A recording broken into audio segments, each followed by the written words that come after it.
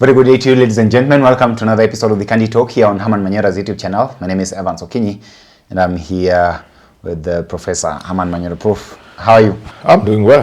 Yes. It's almost a year since the former Deputy President Rigathi Gachagua was kicked out of office rather unceremoniously.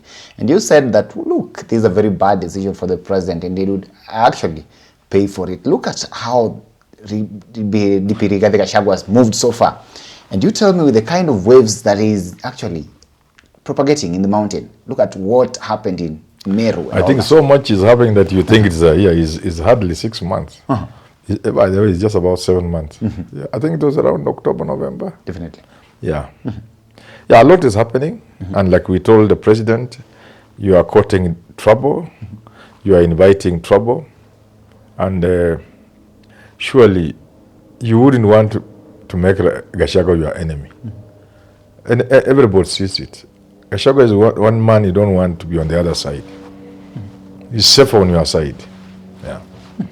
So up to now, you still maintain your stand that it was a bad political move for President William Ruto back then.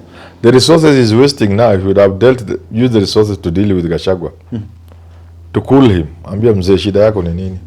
Yeah. Okay. Yeah. But it's also... At the end of the day, these big people just fight over resources. Don't let them lie to you or anything. Just resources. Yeah. No, that is Meru, the eastern side. There has been that kind of, say, in the corridors of power in this country, that perhaps Gachagua would not be able to marshal the eastern side as well. Look at what happened there. Yeah. Do you think he's now actually proving these people wrong? They tried to divide the mountain into west and east, and they put Kindiki there. Okay. They failed. The mountain is one, roaring and rumbling. Yeah. And they're ready to swallow anybody who plays with it. Yeah. So Gachagua is taking the mountain by storm this time round. And then look at the response of Professor Kithure Kindiki here. Because it seems like the president has kind of coiled. He's not actually attacking Gachagua directly. Yes. And that work has been delegated to Professor Kithure Kindiki rather informally. Do you believe that he's up to the task? Who? Kindiki? Which task? He's nowhere near the task.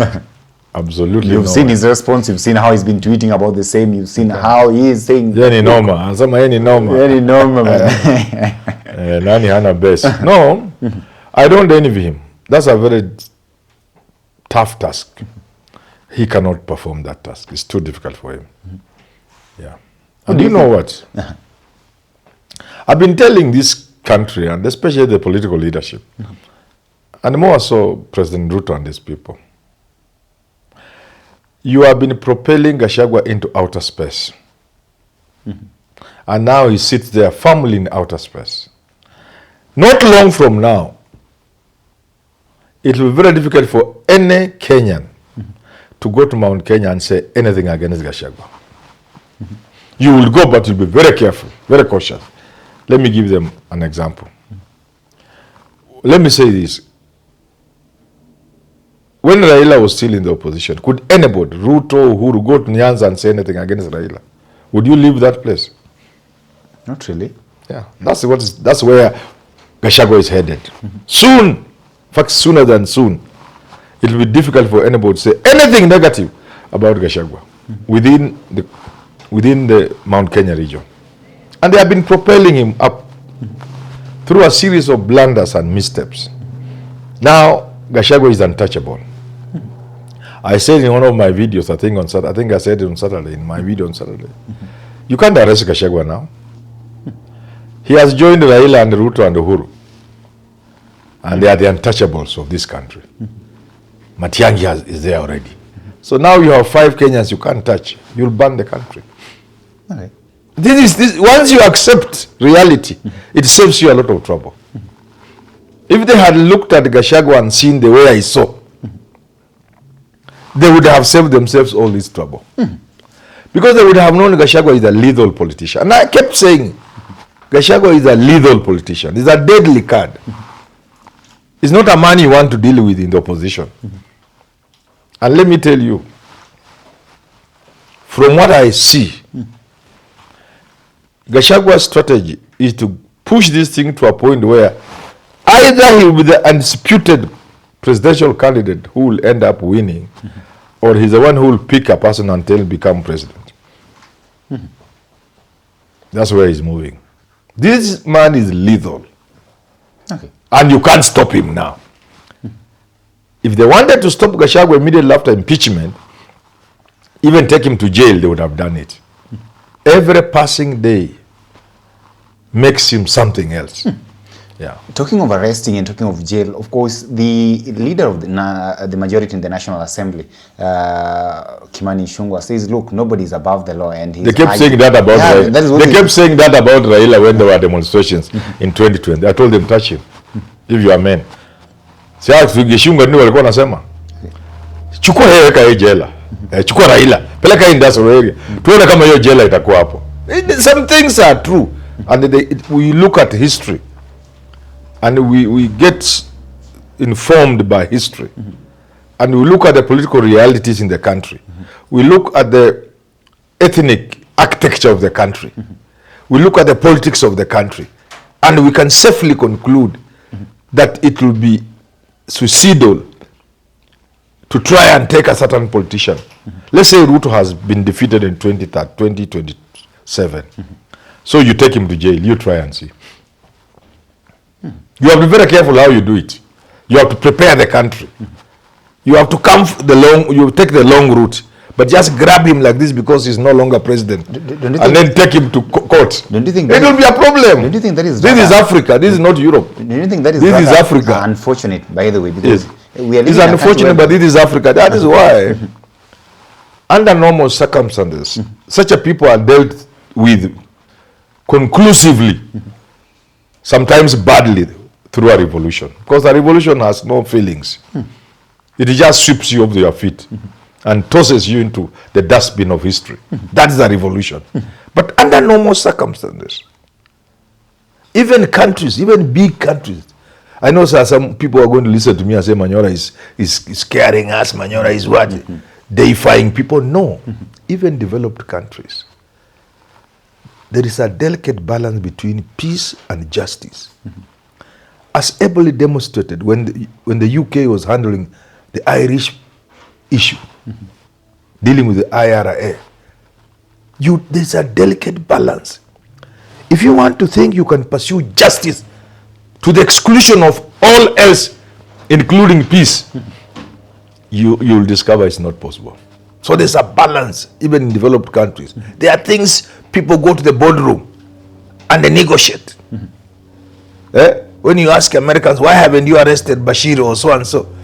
Why are you still dealing with them? They say, no, we deal with on a need-to basis. You know, it's just English to say some things are not tenable at certain times, under certain circumstances and conditions. Yeah. So it doesn't matter whatever you may, yes, whatever your view of the person. Yes. You take Raila and you lie yourself, you can arrest Raila. You'll ban the country. But don't you think that is rather unfortunate, Prof? Because we are looking at, you say I was even surprised about this case of Albert Ojwang and DIG Eliud Lagat being mentioned there. And I saw people from his backyard already threatening to go and strike in support of one of their own. Don't you think that when we reach such a point as a country, then it would be dangerous? That is wrong. It's dangerous, but I'm saying certain individuals have assumed some above normal status among their people. Either as a country, a nation, a group, an ethnicity, a religion, or what have you. So when you touch those people, it's like you are touching everybody. So is that where Gachagua is currently? Yeah, now they have pushed him there. He wasn't there. They have been pushing him there slowly. And now I'm telling you, they should not wait for this. In another few months, you will not go to the mountain and say anything against Gachagua. We are here talking about whoever you are, whatever instruments you have of power and of anything, you will not. Just as it is not possible for somebody today, even this Gachagua, to go to Marakwet and begin talking against Ruto. Let him go. So we are here talking about a one-term member of parliament. Yes. At the same time, a deputy president for a couple of months. Yes. What do you think has been the mistake of the government that has actually propelled this man to where he is right now, up to a point where we can comfortably sit here and say that he is untouchable to some extent? Look here. The whole nonsense of Gachagua being a one-term MP must be disbanded and thrown into some ocean somewhere. Choose one of the many oceans. Gachagua was a special deal. He was in the hotspot areas like Molo and the rest. Yes. He was in the Moi School, Moi University of Politics. There were Moi's men on the ground. This fellow was for a number of years, not 2, not 3, Uhuru Kenyatta's PA. You can't compare a man like that to a person who has been in parliament, merely being in parliament for even 5 terms. No. So let's dispel that. Okay. When it comes to experience, the experience Gachagua has is far greater than a 5-term MP. Yeah. He's been hardened. He's a battle-hardened person. But he's been largely considered as a greyhorn in the political... Greyhorn how? There are people you can't call grey. Look at Matiang'i, for example. So Matiang'i is a newcomer into politics, is that right? Can you compare him to Maraga? Because both of them are entering. Both of them have never been into politics. There's Maraga, both of them speak the same language. So they are as close as any 2 individuals can be.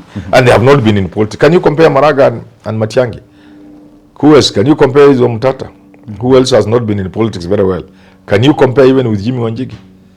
Or who else? Who are these people who want? Give me another person. I only know Morara. Morara also speaks the same language. Eugene Wamalwa. Okay, Eugene has been in politics, but not at that presidential level. Only Kalonzo has been at that presidential level. Matiang'i's place in government, his closeness to the President Uhuru Kenyatta, the sensitive docket of interior, and so on and so forth. You think he's still a greenhorn in politics, according to people? How much of the 2022 politics was happening at the office of the President, Harambee House? These are the guys who are in control, managing the resources and everything else. Managing the people and the resources. You want to tell me that because you have run for president twice, you can compare Matiang'i inferior to you merely on the basis of experience? It's wrong. So Gachagua has sufficient experience. In fact, he's much more prepared for these things than most of the people you see around. And that's the mistake the people were making. They were thinking only direct involvement in the politics matters. That's not true. That's not true. Because his background is more than sufficient. And then there is something a person brings on the table. You yourself, what do you bring on the table? Do you have something in your belly? Do you carry certain things that people talk about which we can't? And if yes, how big? You know, can they fit here or here? So, you know what I mean, eh? Yes, I do understand. And therefore, when you are dealing with people like Gachagua, you must know. You may require these to kushika. And human beings are like that. There are those among us who are tough. There are those among us who are weak. There are those among us who may look quiet and cool, but inside, like still waters. You know, so but it's good to judge a character before you engage them. And the president had all the instruments, all the time, all the proximity necessary to have a good idea of who Gachagua was. I think he missed that. The problem with people like President Ruto, I have a bit of that myself. I know it. At a smaller level, maybe. Maybe at a micro level. There are people who believe in themselves so much, they may run the danger of underrating others to their detriment. I'm one of those people who I have a lot of confidence in myself. I believe so much in my abilities that sometimes you could get wrong on a number of things and bypass a very critical stage of understanding people and situations. So the president has that disease of being overly confident in himself. And that may deny you the observer chance to understand other human beings like Gachagua. And I doubt that the president understood Gachagua. He did. He understood him as a fighter who would help him win the presidency. Forget about the things people are saying, oh, Gachagua was just there. They just needed a name from Mount Kenya. Why didn't they pick another name? Why didn't they pick Irungu Kangata if they just wanted a name from Mountain Kenya? Why did they pick him? Why did the president go for Gachagua despite all indications from MPs and the rest that he was the wrong person? Why did he ignore all the MPs who pushed him to have Kindiki? He knew he could see something in him, but he didn't know enough. If he knew enough, he could have contained Gachagua within the presidency. Keep him busy. Keep him busy. Extend resources to his office. Don't you think that the president knew there would be consequences of having this guy impeached? How would you know and then face that? Look, the president is fighting for his life.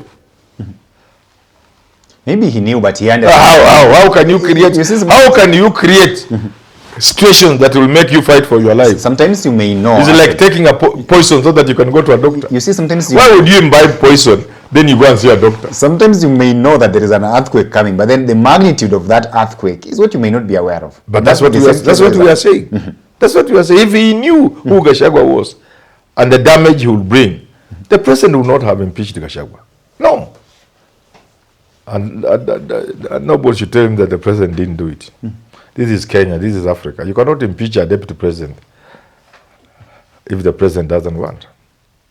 If he knew the seriousness. And I kept singing.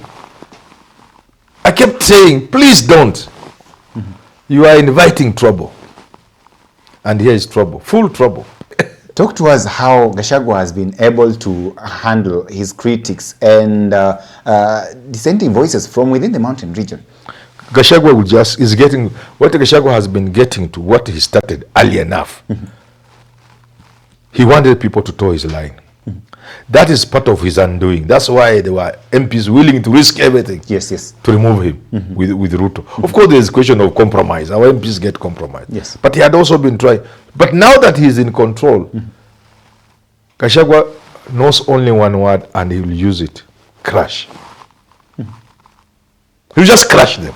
And he's already crashing them. You saw in Meru. You think that man can go home now? He can't go home. It's finished. So Gachagua will just crush them. That is his style. The others who know how to pembeleza, others use money, others sweet-talking people, others wooing people, seducing them. Gachagua's word is just to crush you. And he's crushing them one after the other. When he's through with them, if their mothers are alive, they will not recognize them. Yeah. It is fast. And akukrush if mama yako akiona uso yako ujue. That's what Gachagua will do to them. He's already doing them. He has crushed a number of them.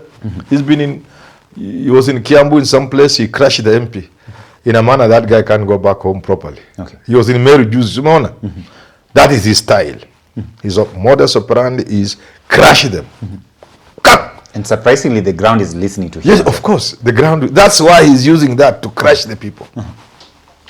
Okay. He started immediately after elections. He wanted them to toe his line. But they were not happy with that. And that's why they impeached him. Does it therefore mean that the situation in the mountain is so bad that no matter the kind of leaders on President William Ruto's side, still most of these people here will rally behind nobody Ruto will send to the mountain who will save Ruto. But sometimes situations work out in such a way things get resolved.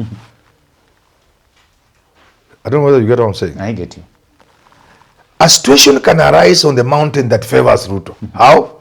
There can be a fight between Uhuru and Gachagua. And Ruto will get the spoils. Wapigana vita vya panzi, furaha ya mvuvi jamani. Vita vya panzi, furaha ya kunguru.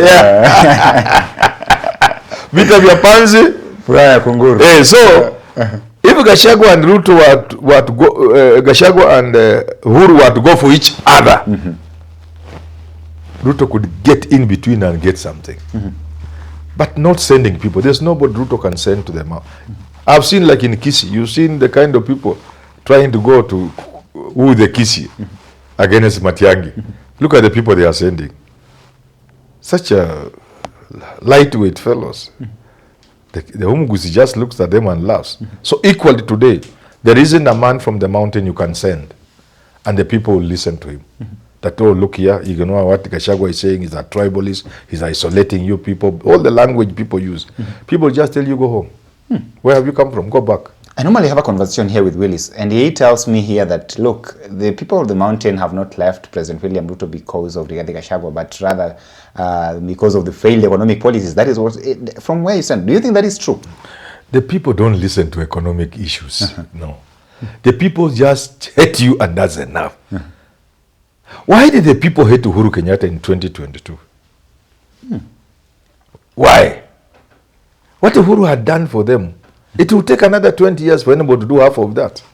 You know, let's look at it. You got Mount Kenya. Things speak. I saw the Iranian saying, don't listen to people. See. Musiambie what Western media is telling you. Just see with your eyes.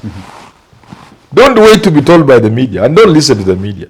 The best proof is your eyes. See. That's what the Iranians are saying. So equally, you don't need to ask me whether Uhuru worked for people or not. Just go there and you see it. We are stuck in jam from here. You can't go home around Christmas. Those of us from Western. The road between Nairobi and Kisumu ought to be dulled. Yes. Uganda is Kenya's biggest trading partner. There have been a few changes here and there, of course. But basically the truth is, Uganda is so important to us as a trading partner. Yes. And Uhuru has dulled the road from Nairobi, you go to Nyeri. Iko nini anaenda kufanya Nyeri? Ile unapeleka dual carriageway. Iko nini niambie, tell me. Iko nini natoka Nyeri? Iko nini tunafanya Nyeri? Tunafanya biashara gani na Nyeri? Wewe tunafanya biashara gani na Nyeri? Iko. Biashara yetu yote iko na Uganda. Na barabara inafungwa hivi hivi.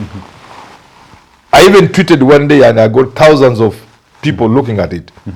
I was stuck kwa barabara, katikati ya barabara, tarmac, between Kisumu and Busia. And all over ni matrela inapeleka mali Uganda, mali ya Kenya. Kuleta pesa hapa Kenya. Kuhakikisha vijana wa Kenya wanaajiriwa kazi kwa viwanda ambavyo vinatoa hiyo bidhaa inaenda Uganda na hakuna barabara. Lakini Uhuru amepeleka barabara wapi? Nyeri. Nyeri, dual carriageway. Wewe dual. Unaweza talala kwa barabara ukiendesha gari. Mau Mau Road meandering through. Go to you just go to Central. Roads are almost taking people to their own pit latrines from their homes. Clean tarmac roads. But it didn't matter to people. I'll have to go to Nyeri to assess if that is it didn't matter to people. So they still hated him at the end of the day. So it's not about what people do. Okay. So that narrative from the president is a very weak narrative. That people will judge me by what I will have done, assuming he will have done anything, which I much doubt. But assuming he will have done. Once people say Kasongo must go, that's try to find another way of dealing with that Kasongo must go. And that actually brings me to my final question as we wind up this show. Look at it. He had Rigathi Gachagua impeached, replaced him with Kithure Kindiki. You know, of course, JB Muturi also left, and he was replaced by one of their own as well. Do you think that the president has done enough in terms of what we call damage control to ensure that at least he doesn't lose it all? He has done nothing. Is there any chance he can do anything right now? Yeah, this is politics. That's why I'm saying the time for the president to engage serious people is now. Tomorrow is too late. Okay. There are people who can figure out the things the president can do. Not these usual things, empowerment, wanaenda kwa watu wanachukua pesa wanacheka, wasema one term. You figure out, you think, it calls for serious thinking. What do we do? Hapa tukitupa hii, wakileta hii missile, tunatupa hii petrol tukui intercept. Missile interceptor. So people who think, What are the things you can do? There's still some small room for the president. I want to announce this to the president. Those who hear, go and tell him. The window is fast closing. After December, it does not matter what the president does. It does not matter. Even if he lowered the price of everything in this country, mafuta, diesel, petrol, by 50%, it will not help. Kawindo kanafungwa. Now he has 6 months to play his miracle, political miracles. Not economic miracles. Whatever you do must be driven by politics. I think I'm letting out too much. Whatever you do as a president, it must be a product of political strategy. Yes. Political strategy. Not an economic activity. No. Even if you said, oh, I've talked to my friends from Qatar. We call it Qatar. People call it Qatar, whatever it's called. They have given you enough money to put up Kenyatta National Hospital. A hospital of that status in every county. I've talked to other friends of mine from Kuwait. Oh no, they have the money for that. Yes, yes. They have given me enough money and we are starting immediately. They have given me enough money to put up Alliance Girls High School in every constituency. They have given me enough money to put up Alliance Boys High School in every constituency in Kenya. 290 constituencies. It will not matter. It will not help you. A window of 6 months. It is closing. After December, he can give every Kenyan 100,000 shillings. It will not help him. He will go. These 6 months, the president must think and think hard and employ and deploy thinkers. Okay. People who can think through situations. Political strategists. Leave alone his relationship with the rest of the Kenyans, the mountain here. Can he actually restore that relationship without restoring his relationship with Rigathi Gachagua? It's possible. That's part of politics. Okay. In politics, everything is possible. Anything and everything is possible. He can sit with Gachagua. But Raila is with Ruto. Yes. So what is difficult? Gachagua sitting with Ruto. Who tells you is a problem? Well, what is the problem? They can sit and talk. Gachagua there, Uhuru here, Ruto there, Raila there. Wanakaa tu wanaongea. But that doesn't mean even that can save them. In fact, it can make the people so annoyed, they can make Omtata the president. Thank you. Till we have this conversation again, have yourself a lovely day. My name is Evans Okinyi.